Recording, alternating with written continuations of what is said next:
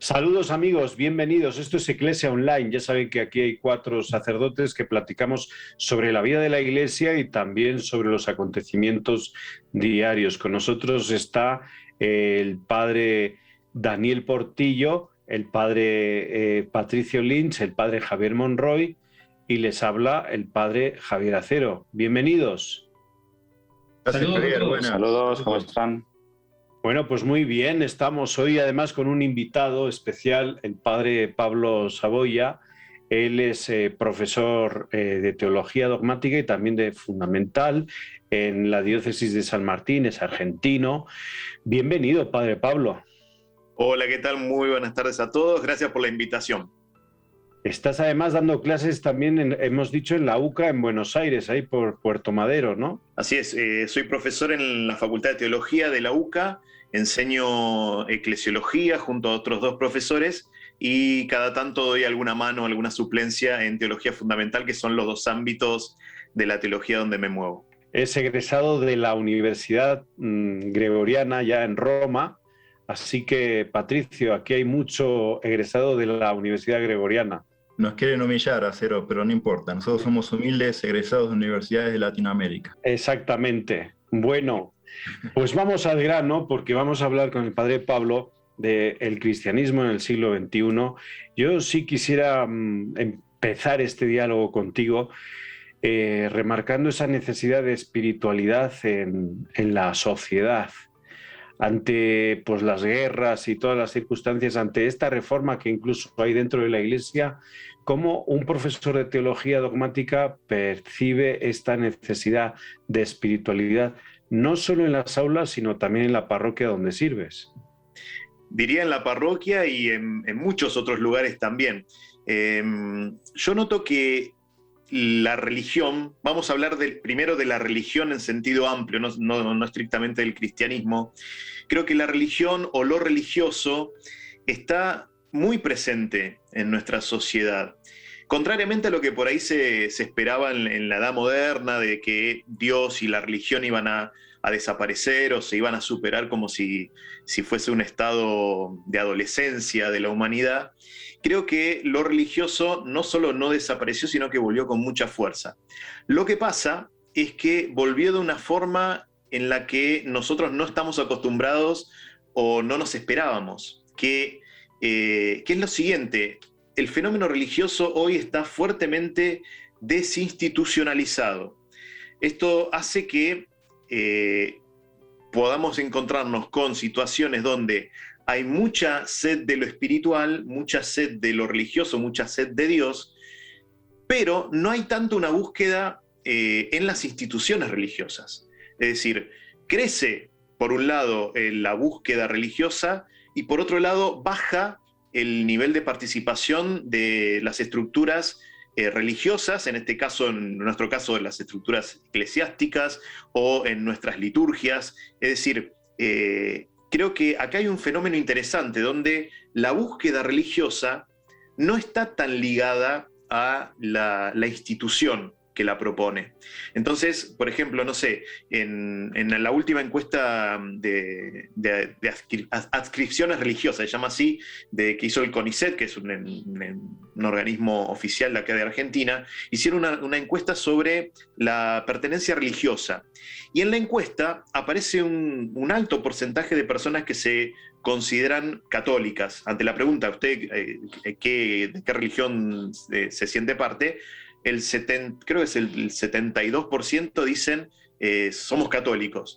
Pero después, cuando se van haciendo otras preguntas, aparece muy claramente que ese sentimiento de ser católicos no se corresponde con, por ejemplo, adhesión a una doctrina, a un cuerpo doctrinal, o no se traduce en participación litúrgica. Entonces, yo noto que hay como una fuerte desinstitucionalización de la experiencia religiosa y que hay que saber acoger esto, porque me parece que también para la Iglesia es un fuerte desafío cómo, creo yo, ¿no?, flexibilizar las estructuras que sean capaces de abrazar y de acoger esta experiencia religiosa. Sí, Pablo, primero una alegría verte. Gracias, Pato. Les cuento que Pablo es un gran amigo, hemos compartido años caminando juntos en esta vocación. Así que bueno, una alegría. Y como siempre digo, escuchar un acento argentino me llena de orgullo. Y continuando lo que decías, Pablo, me hiciste acordar una frase de un gran teólogo, ¿no?, del siglo XX, Karl Rahner, que él, cuando le preguntaban por el cristianismo del siglo XXI, decía, bueno, el cristiano del siglo XXI será místico o no lo será.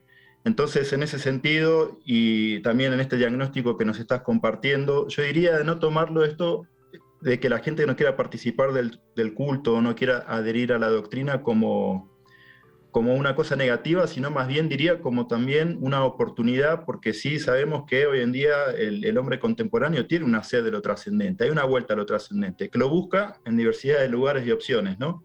Entonces, te querría hacer esta pregunta: ¿qué pensás que el cristiano, o cómo pensás que el cristiano está tratando de buscar este misticismo que Karl Rahner profetizó en el siglo XX, ¿no? ¿Qué significa ser una persona mística en el siglo XXI? ¿O qué significa buscar el misticismo? Coincido con tu análisis, Pato. De paso, también es una alegría compartir este espacio con vos. Yo creo que en el caso de Argentina, no sé cómo será en otros países, ¿no?, pero en el caso de Argentina venimos de una experiencia donde catolicismo y sociedad estaban casi como demasiado entrelazados, ¿no? En nuestro caso, ser católico y ser argentino era prácticamente lo mismo. Estoy hablando hasta la década del 50, más o menos. Esto hace o hizo que la experiencia cristiana muchas veces pase por lo formal, ¿no? Como decir, bueno, tengo que ir a misa porque es lo que tenemos que hacer, porque mi familia lo hace, porque es la costumbre, porque es la tradición. Y creo que en el caso de la Iglesia Católica fue quedando en un lugar como de mucha formalidad, cuando no de un lugar de una simple moralidad, ¿no? Creo hoy que nuestras parroquias, de a poco, van comprendiendo la necesidad de brindar espacios donde podamos beber de esta fuerte y hermosa tradición espiritual que tiene el cristianismo, y no ocuparnos tanto de formar cuadros funcionales, ¿no? Yo creo que en la pastoral eclesial hemos insistido mucho en formar cuadros especializados en algo. Por ejemplo, formar catequistas, formar ministros de la comunión, formar ministros que visitan a los enfermos, etc. Pero no sé si hemos insistido tanto en el aspecto discipular, que yo acá veo como una vuelta y un retorno a la más genuina tradición espiritual de la Iglesia. Los cristianos y cristianas llamados a una vida discipular, de la cual, por supuesto, brotarán servicios, ministerios, y esa riqueza se tiene que expandir cada vez más. Pero me parece que el llamado urgente es a redescubrir la dimensión discipular de la vida cristiana, abandonar esos esquemas donde nos conformamos con cumplimiento de ciertas normativas, de algunos preceptos litúrgicos, y ya está. Redescubrir lo discipular me parece que es como este fuerte retorno a este misticismo. Y te digo, no pasa por grandes cosas, ¿eh? La tradición cristiana tiene demasiado que ofrecer. Saludos, Pablo. Hola, Daniel. Muchas gracias por estar con nosotros. Me despiertan muchas inquietudes lo que acertadamente estás comentando, y particularmente pensándolo en el mundo juvenil. Las experiencias religiosas del mundo de los jóvenes como una propuesta que ha venido también a confrontar la experiencia religiosa de nosotros como creyentes. Lo ubicaría yo, por ejemplo, en 4 aspectos: nuestros valores, las convicciones, las opciones y las motivaciones que como creyentes tenemos hoy. Siento que en este sentido estos 4 aspectos han venido particularmente como a confrontar nuestra experiencia religiosa, pero particularmente hoy los jóvenes que han venido con toda autoridad a cuestionar también estos 4 aspectos que como creyentes podemos tener, donde de pronto la institucionalización o las instituciones en general no han estado en cierta manera como en la misma convergencia con la experiencia religiosa como tal. ¿Qué palabra pudiéramos dar de frente a la experiencia religiosa de los jóvenes hoy bajo qué características las percibes y bajo qué dinámicas o desafíos se presentan para pensar en los creyentes católicos de esta panorámica juvenil. Yo creo que durante mucho tiempo en la iglesia no hemos comprendido el mundo de los jóvenes, lo hemos menospreciado y los hemos tildado de inconstantes, digo por cosas que se escuchan, ¿no? Los jóvenes son inconstantes, no se puede confiar en ellos, bueno, hemos dicho de todo. Creo que el gran desafío hoy, en primer lugar, es tratar de entender las culturas juveniles, ¿no? Que son varias, no es una sola. Tratar de entender estos mundos de representación donde nuestros lenguajes, nuestros signos quedan completamente ajenos a ese mundo. Por ejemplo, durante mucho tiempo le hemos criticado a los jóvenes que se guiaban mucho por lo que les gustaba o no les gustaba, no venían a misa porque no les gustaba. Pero tal vez esto nos está mostrando a nosotros que deberíamos conectarnos un poquito más con ciertos lenguajes, con ciertas formas, expresividad en la liturgia, mayor dinamismo en nuestras pastorales. Yo no tengo la receta, pero creo que el primer paso, sí o sí siempre, tiene que ser tratar de comprender el mundo de representaciones que en este caso los jóvenes tienen, porque no son una tabula rasa, vienen con un montón de búsquedas, y yo diría, hay como dos grandes vertientes por las cuales recrear ese mundo de representaciones desde lo religioso. Una, por ejemplo, el mundo de la acción. Los chicos son como muy sensibles al poder tener acciones que los puedan enganchar, motivar. Me refiero a trayectos cortos donde puedan poner de lo suyo. Y por otro lado, creo que esta profunda espiritualidad que a veces toma otras manifestaciones que no son las nuestras más tradicionales, ¿no? Todo el mundo de la belleza me parece que es muy cautivante, pero tenemos que saber conectar con eso. Me parece que el primer paso siempre es conectar con el mundo de representación que ellos traen. Vamos un momento a un corte y enseguida volvemos. Esto es Eclesia Online.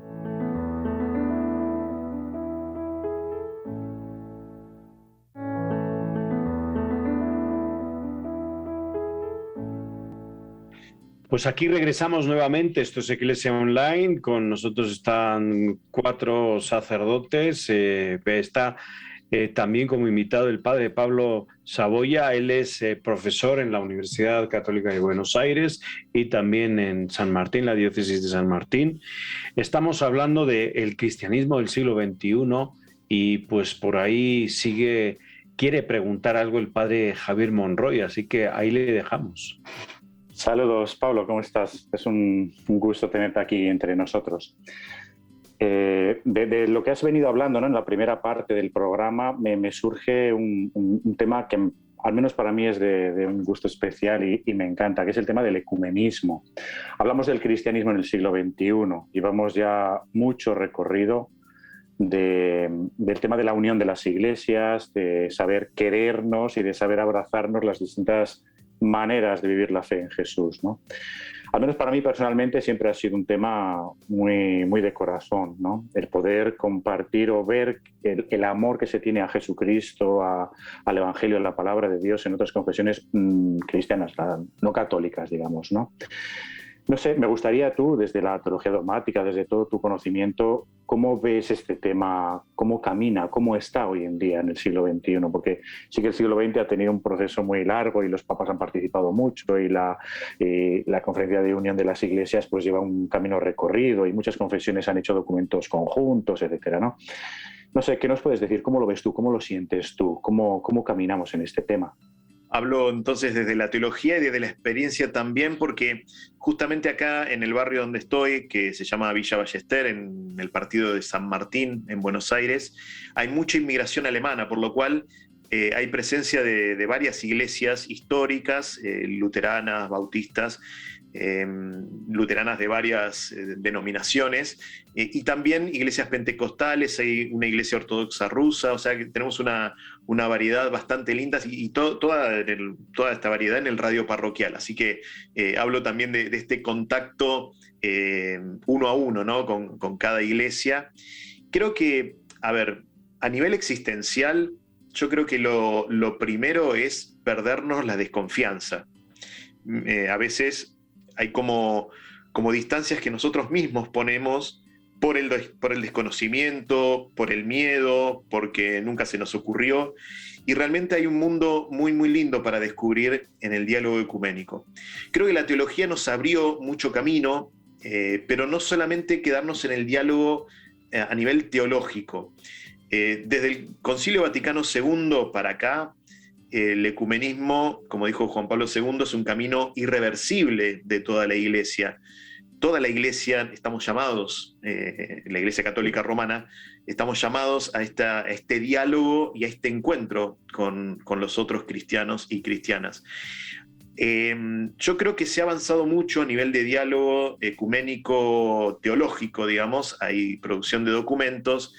Hay también algunas iniciativas, por ejemplo, de ecumenismo práctico, lo que se llama en cuanto a iniciativas de trabajo en común. Hay algunas obras de caridad que están llevadas a cabo en comunión por distintas iglesias. Pero a mí me surge como un temor, ¿no?, con el ecumenismo.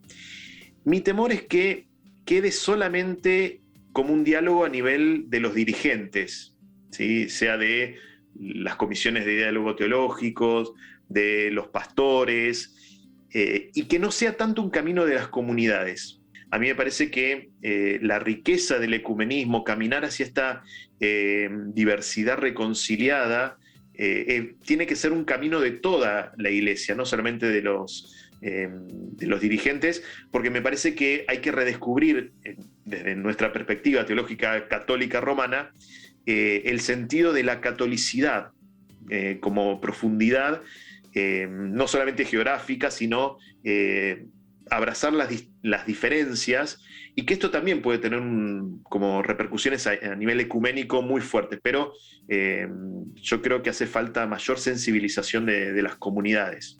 Pablo, al principio habías hablado de la necesidad de volver al discipulado, ¿no? Y ahora quiero hacer un salto del ecumenismo también al querigma, al primer anuncio, y si me permitís llevarte al lado de la eclesiología, al tratado de la eclesiología, porque me parece que estamos en un momento de transición. Creo que el siglo pasado tuvimos este acontecimiento que fue, como muchos dicen, un giro copernicano, ¿no?, en la autocomprensión como iglesia, como pueblo de Dios.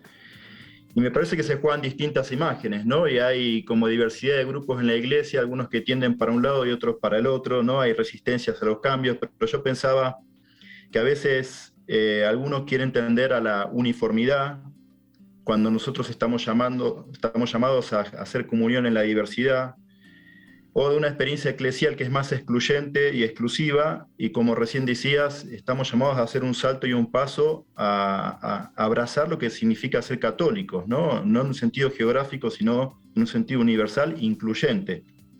Y una vivencia de la fe centrada en los preceptos, a lo que decías antes, ¿no?, a la escuela del seguimiento de Jesús y como estilo de vida. Entonces te quería hacer la pregunta a nivel eclesiológico. A mí me gusta mucho la imagen que Francisco dio de la iglesia como hospital de campaña, ¿no? Pero bueno, ¿qué nos podrías decir? ¿Cuál sería el rostro o la imagen que la iglesia del siglo XXI debería tener para ser coherente con el Evangelio de Jesús? Yo creo que con todo esto que traes, ¿no?, que sabemos que en la iglesia de hoy hay muchas tensiones de perfiles, de estilos, ¿no?, hay de todo. Yo creo que algo que para nosotros tiene que ser importante es no ideologizar la fe. Yo creo que acá se juegan muchas cosas, y con ideologizar la fe me refiero a esta forma de vivir la experiencia cristiana como confesión de verdades, lo llamaría así, ¿no?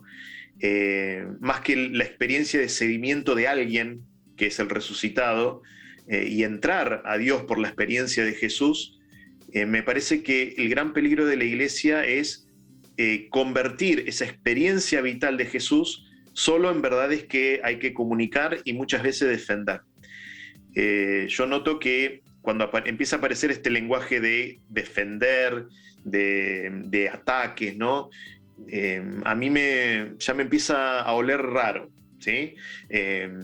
Creo que la experiencia cristiana tiene que estar como centrada en la experiencia del Dios de Jesús, ¿no? Y la dimensión discipular es el seguimiento de alguien. Los cristianos no somos una religión de verdades. Hay verdades, pero no somos religión de verdades. Creer no es simplemente repetir un elenco de cosas que tengo que afirmar. La iglesia, creo yo, tiene que brindar una experiencia de encuentro con Jesús. Es ahí donde se renueva el ser eclesial. Las verdades vendrán después, ¿no? O vendrán como ayudando a esa experiencia. Pero nunca tenemos que poner las verdades por encima de la experiencia de Dios en Jesús. Me parece que en la iglesia tienen que coexistir distintas expresiones y a mí no me asusta que haya gente más conservadora, gente más progresista, llamémoslo así, o gente que le gusta más una cosa o que le gusta otra. Eso tranquilamente puede coexistir. Me parece que el problema viene cuando ideologizamos la fe, porque ahí ya las diferencias no tienen lugar. Todos tenemos que uniformarnos en un mismo discurso, y me parece que esto es peligroso, porque ambos viven en sistemas cerrados, en mundos cerrados que no permiten el encuentro. Ahí se destruye lo eclesial. Me parece que la experiencia tiene que ir por la experiencia más del seguimiento del Dios de Jesús. Pablo, la gente que nos escucha puede que tenga distintas versiones sobre lo que puede ser una experiencia religiosa. Desde un punto de vista de una persona que ha estudiado la sistemática, claramente unas definiciones muy elementales, esenciales y principales para que la gente que nos escuche sepa o identifique lo que es una experiencia religiosa, y si quieres clarificar lo que no es, porque hoy se puede abrir el término y se puede abrir la expresión a una serie de definiciones que pueden concretamente como malinterpretar el término y la experiencia en sí. La experiencia religiosa en general, digamos, que también sirve para el cristianismo. Para mí lo que define una experiencia religiosa es dónde encontramos la experiencia de lo trascendente. Toda experiencia religiosa apunta a eso, ¿no? A la experiencia de aquello que nos trasciende, que está más allá de nosotros. Ahí uno puede tener distintas opiniones. El cristianismo, sin dudarlo, es una religión que llamaríamos histórica. ¿Por qué? Porque para el cristianismo, lo mismo que para el judaísmo, la experiencia de Dios se encuentra en la historia. No pasa ni como en otras religiones, que puede ser una iluminación interior de alguno. No, para el cristianismo lo trascendente se encuentra en la historia. Esto me parece que define esta experiencia religiosa, porque para ser cristiano no podemos evadirnos de la historia, tenemos que volver a ella y nos tenemos que meter, porque es ahí donde encontramos la experiencia de nuestro Dios. Y en toda experiencia religiosa, siempre ligado a dónde encuentro esa experiencia, tenemos siempre un sistema de creencias, tenemos algún tipo de ética y algún tipo de liturgias, junto con representaciones simbólicas. Pero yo creo que estos tres ámbitos son los centrales de una experiencia religiosa, como un sistema de creencias, una ética y una expresión litúrgica, llamémoslo, que involucra el tema de lo bello y demás. Creo que el cristianismo, para nosotros, tiene sus particularidades, pero también se puede inscribir dentro de esta experiencia religiosa. Pero yo diría sobre todo esto, ¿no? No olvidarnos que para nosotros la fe está sumamente ligada a la historia, porque el Dios cristiano es un Dios que se quiso ligar a la historia. Es ahí donde el Eterno se hace camino con nosotros. Muy bien, Pablo, muchísimas gracias. Nos tenemos que ir, el tiempo se nos va. Gracias por compartir con nosotros. Volveremos nuevamente contigo para otros temas. Mil gracias, Padre Pablo Saboya, desde Argentina, desde Buenos Aires. Muchísimas gracias por la invitación. Perdón el tiempo cortito, pero bueno, gracias por compartir este ratito. Gracias. A ti, y gracias, Javier, gracias, Daniel, gracias, Patricio. Gracias a ustedes, gracias, Padre Pablo. Gracias, Pablo. Nos vemos en el siguiente programa. Hasta la próxima.